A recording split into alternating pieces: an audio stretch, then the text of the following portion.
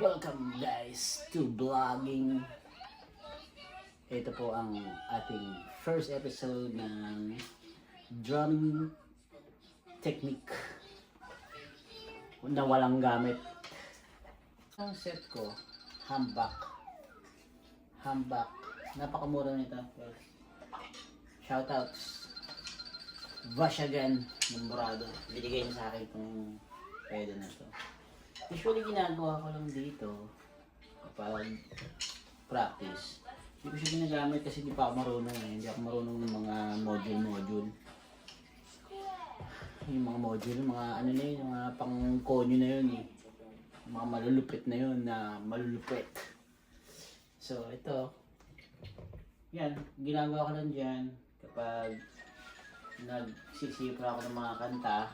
Search ko lang sa YouTube yung mga drumless track. Kasabayan ko siya pero walang tunog. Pag medyo trip ko, nagawan ko siya ng pinapatunog ko siya pag practice lang. Pero pag sipra, YouTube lang drumless kahit anong kanta. Kung meron. Kung wala, siprahin mo lang sa tenga mo. Pero usually ang sipra ko sa mga kanta, yung sa utak lang. Pag tatrabaho ko, kinig lang, tapos pag nag-practice doon ko na siya i-apply. Pero pag seryosohan, tulad ng last time, nag-cover ang Morado ng duality. Sinipra ko siya nun, walang drums. So walang tunog. Ganyan lang, practice lang.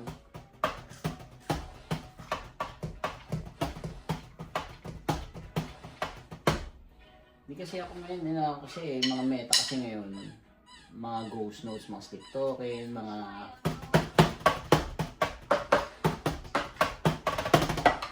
ganun eh, mga ano ba. So, pinapractice ko siya, pero mas maganda mag-start ka sa mga linear. Linear, ganyan lang oh.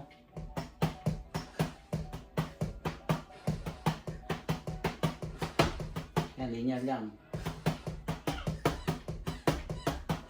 Left, right, bahala ka sa buhay mo. Kung anong trip mo, saan ka sanay. Ngayon, nasa ano na ako. So, kaya ko na yung mga linear na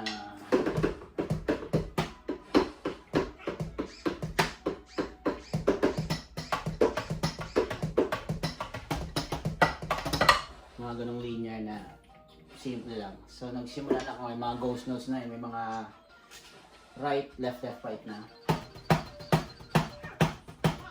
Yan, dyan ako ngayon sa yung tila kasi mahirap mag-gospel chops eh. Kailangan talaga yung mga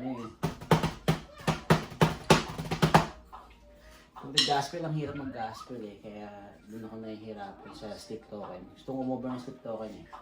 Pero kung maangas ka, umover ka ng sleep token, cover mo yung basta kumover ka, magaling ka.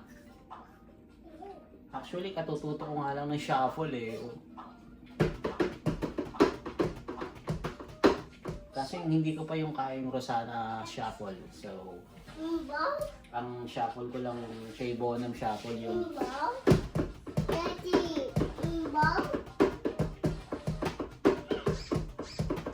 Shea Bonham shuffle. So anyway, yun nga. So, ngayon, ginagawa ko, practice tayo. Ayun, katututo ko pa lang ng Bonham shuffle. Yung,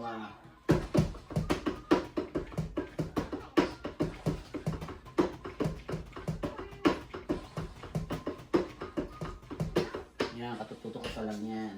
Bonham shuffle. Pag-usapan natin ang aking drumstick. Kung gusto nyong malaman. Matagal na to.